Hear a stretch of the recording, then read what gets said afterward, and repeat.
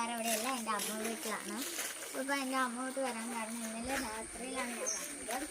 So അപ്പം വരാൻ കാരണം നമ്മുടെ ഇവിടെ വണക്കവാസ ഒക്കെ ഉണ്ട്.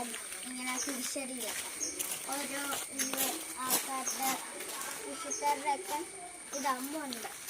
അപ്പം കുരിശടിയിലാണത്.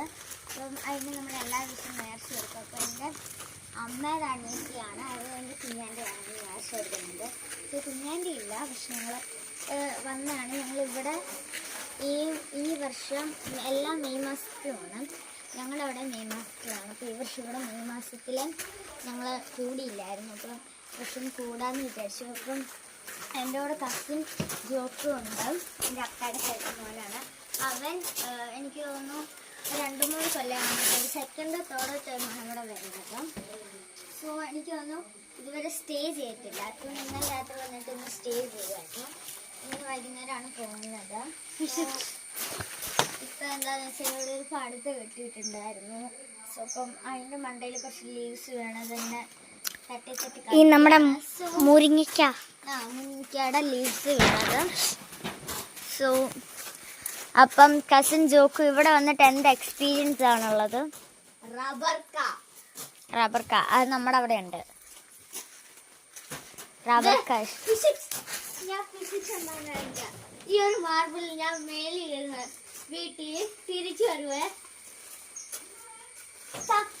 അഞ്ഞുനെ വിളിക്കുന്നു അമ്മ. തിരിച്ചു വരുന്നുണ്ട് അത് കമ്പായോണ്ടാണ്. വീണ്ടും കാണിക്കാം. അങ്ങോട്ടിട്ടു. എന്തിയാടാ എന്തിയ?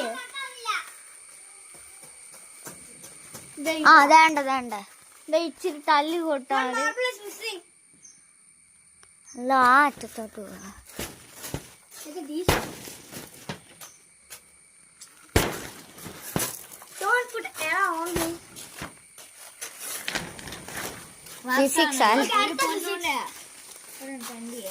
ഞങ്ങളൊരു ടോയ് മേടിച്ചപ്പോൾ അതിൽ ഈ ഗോലീസ് ഉണ്ടായിരുന്നു.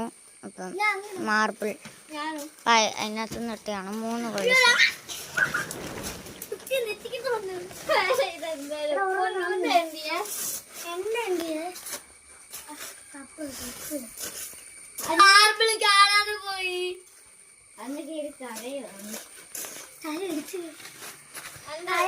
ഞാൻ ഇവിടുത്തെ പശുക്കൂട് കാണിക്കാം. പശുവും കാര്യങ്ങളൊക്കെയാണ്. ഞാൻ ചുമ്മാ ഒരു വ്ളോഗ് എടുത്തതാണ് കേട്ടോ. വാടി അന്യ